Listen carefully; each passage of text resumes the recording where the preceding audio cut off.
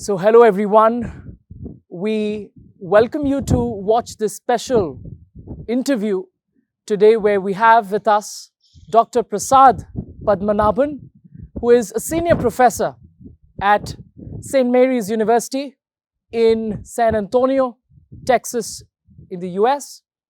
And as all of you know, that Woxsen University in India has started a very special initiative of establishing chair professorships as an honor or a tribute to some of the leading academicians in the world. And one such living legend today we all have with us is Dr. Prasad. And we have the fortune of hosting him today at Woxsen. And just to give you an official background about Dr. Prasad, he is a specialist in an area of international finance, corporate finance, international business, and investment management. It is our honor that Dr. Prasad today has agreed to come over all the way from the US. And we've had a great interaction with the students and faculty today. And I welcome you, sir, today for this wonderful occasion where we are inaugurating the Chair Professorship Initiative with the presence of the first chair professor, and that is you.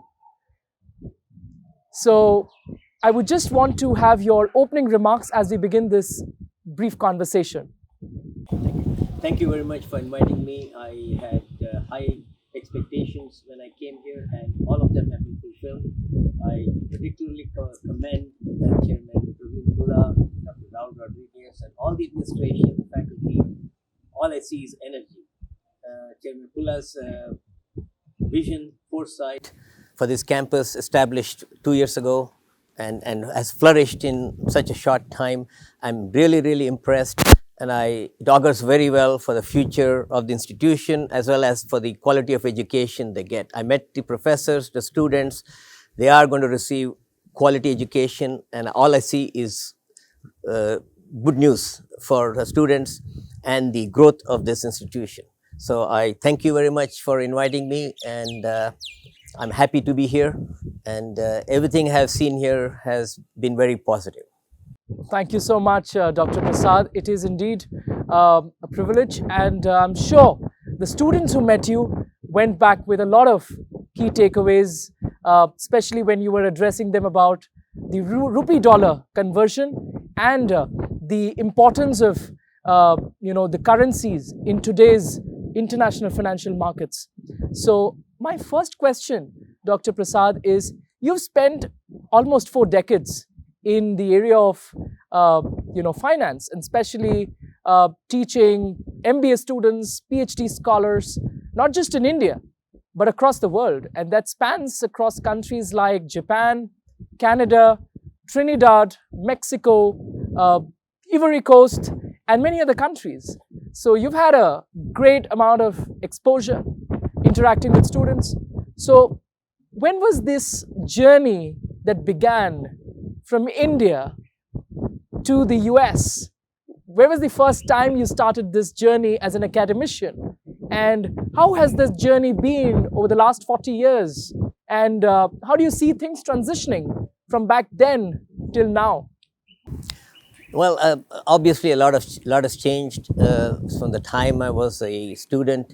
I graduated of IIT Madras, and my first job was testing capacitors, high voltage capacitors, and my job was to blow them up, different density, different pressure, temperature, and seeing when they fail. And so those constant noises didn't strike me as being very productive for me. So I decided to change field. I went to Canada, spent 11 years in Montreal. McGill, the education at McGill I received was one of the best in the world.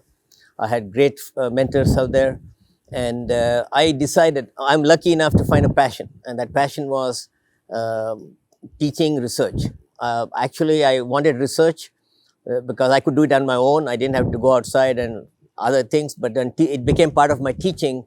and my passion is to impart what I know to other people. That gives me satisfaction.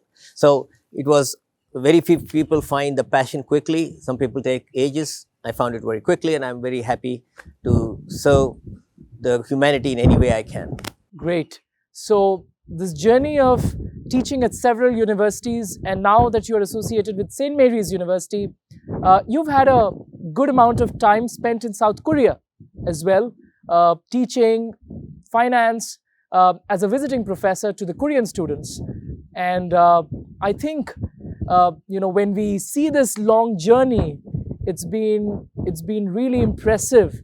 And especially another question comes to my mind at this point in time is, when this world is right now going through a lot of turmoil since COVID pandemic, things have changed a lot.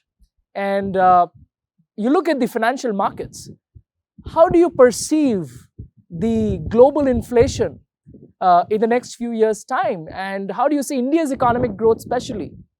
The turmoil has caused panic in many parts of the world. India has been affected, the US has been affected, oil prices are very high. But I found that people are resilient, companies have the wherewithal to withstand these things and overcome the adaptive approach. India has one of the highest growths in the world during the pandemic, and so that says something for India. We have a very energetic young population eager to make a mark in the world, and that's going to augur very well for India. Other countries will adapt. There will be realignment of alliances in the world, and in the end, I think humanity will be better prepared for future pandemics and other issues that might surface. So yes, we had this problem, but we are better prepared, I think, to deal with it. We are a global community, and when that happens, you want to be able to have some history to deal with it, and I think we are going to be able to do that. India especially is well positioned to take that to the next step. My next question, Dr. Prasad, is that now you've associated with Woxsen University as a chair professor, especially in the area of international finance. How do you see this initiative being taken by Woxsen University, one of its kind in India? And we would like to contribute through this initiative to the global academic excellence. If you would like to share your views on that. Yeah, but as I said, I'm very impressed by Woxsen. I came here with high expectations, and my actuality was even higher than what I expected. You got a beautiful campus, very green campus, and fresh air and everything. So it's very nice, conducive to learning. I found all the leadership very enthusiastic about delivering lectures to students. Students very enthusiastic about receiving it. You're well placed. The future is only bright. What I will do as a chair is to help you any way I can. I got global network. I got expertise that people can tap on, and my mission at this point is to try to help as many people as I can. And Woxsen is close and near and dear to my heart, apart from St. Mary's. So I would like to contribute, and any which way Woxsen can use my help, don't hesitate to ask. I will be happy to contribute to that.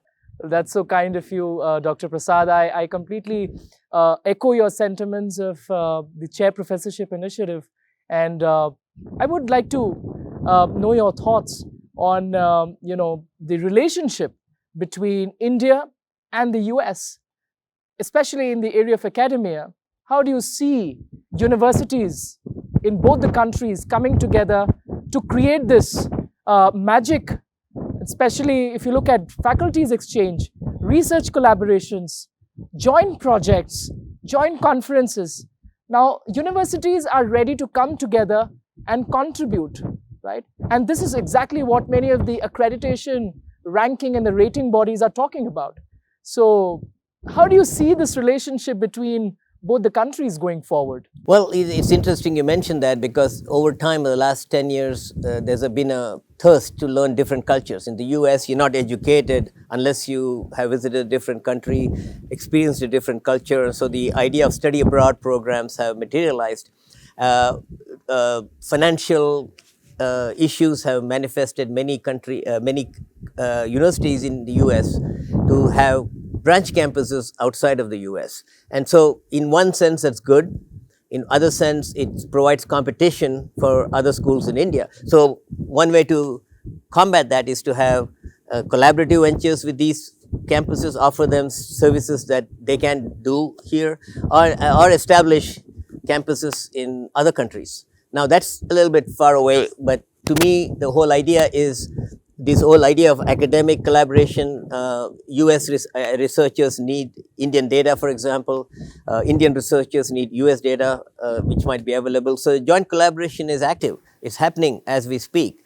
And Woxsen was well placed to address those issues. And I see the energy here. And I think that energy bodes well for the future of Woxsen. Thank you, Dr. Prasad. My last question as we end this conversation is what would be your message for students, faculties who are working together to create a better future and a greater impact for what's yet to come? Well, my message to students everywhere, not just Woxsen, is do the best you can. Show the passion you have. You want to build a green energy, do it. Be entrepreneurial. Find new ways, think outside the box, new ways to create material, create ideas so that humanity can benefit. The passion should be with the teachers. The teachers have chosen the profession because they're passionate. Otherwise, it would be a headache, right? So students have to show the same passion and take the learning forward to actually make the world a better place to live in. Thank you. Thanks a lot, Dr. Prasad. It was great having this conversation with you. With this, we have come to the end of the conversation, and I'm sure that there's a lot that we are going to see in this area of chair professorship. Today, we hosted Dr. Prasad Padmanabhan. I will be back very soon with the other chair professors from the Woxsen University campus live very soon. Till then, stay safe, take care, and see you very soon.